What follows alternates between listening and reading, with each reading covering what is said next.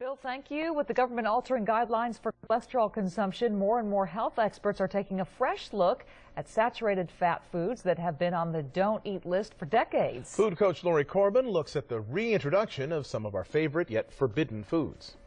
Good news, America. Beef, eggs, butter, and tropical oils all back on the menu with a thumbs up from many experts. But what we haven't done until recently is realize that saturated fat got blamed for a lot of things that it doesn't really cause. The low-fat revolution demonized saturated fat, but cutting it out was in most part a bust. The low-fat movement really is a colossal failure. Every single study that's looked at it over a long time, people don't lose weight and keep it off. Their triglycerides are higher. I mean, there's really no health benefit to a low-fat diet at all. People who eat full-fat dairy have less rates of diabetes, and a number of metabolic markers improve.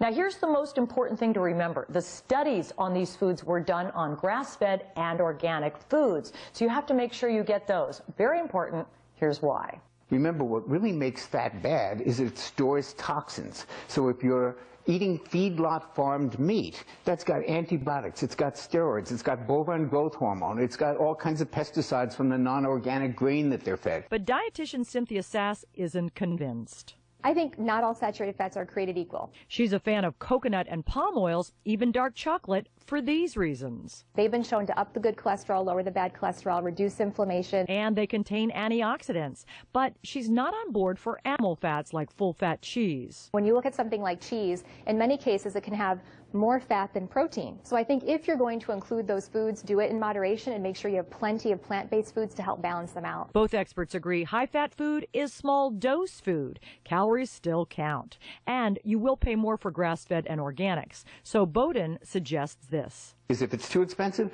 eat less, but eat the good stuff. Corbin, ABC 7 Eyewitness News. Up next, we'll have the latest on